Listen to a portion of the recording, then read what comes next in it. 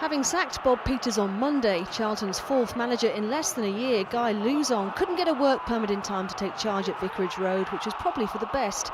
Troy Deeney's early miss was a portent of things to come as Watford laid siege to the Charlton goal. Gabriele Angela and Gianni Minari also tried and failed to capitalise. Charlton survived and briefly threatened when Johan Berg Gudmundsson raced clear, only to find Aurelio Gomez equal to the task.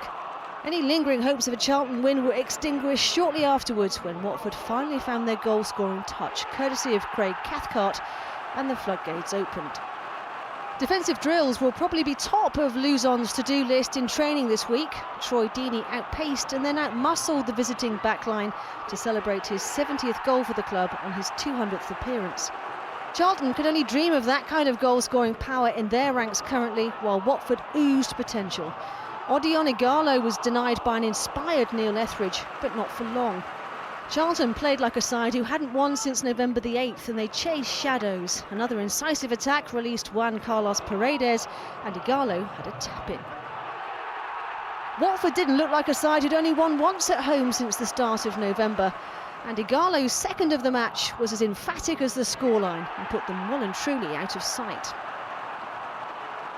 It could have been even worse for the visitors. Scottish international Ikechi Anya enjoyed the freedom of Vicarage Road and then a fortunate deflection off Tal Ben Haim. But for once, Lady Luck was smiling on the visitors.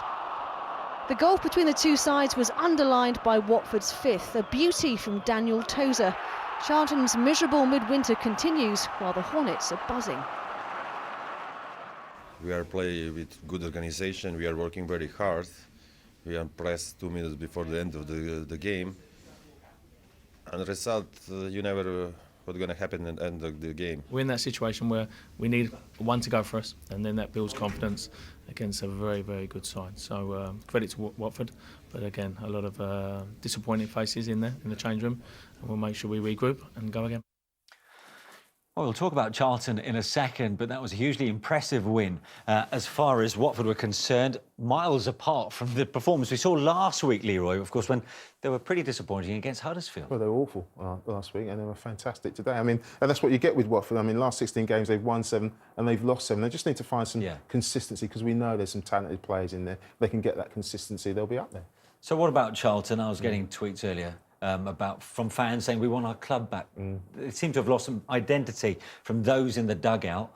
How does the owner sack one manager to replace him with somebody else who he sacked at another job 3 months earlier? Well, the easy answer is, to that, Manish, is I really don't know. I think the owner is kind of doing what he wants to do because he's the owner. He's not taking into consideration, what the fans think, what the fans feel. And, when you go to a club, you have to take into consideration what the club's all about. I was at loan at Charlton. I know what the club's about. They've been through some terrible times. There's a great community feel around that football club, and they want somebody who represents them. And at the moment, I don't feel that they're getting that. Guy Luzon, I don't know a lot about him. I know he got sacked from Standard Liège, but does he know a lot about Charlton? Does he know anything about the Championship? That remains to be seen. And then what we saw today, he's got an absolutely massive job, and it's going to take some turning around.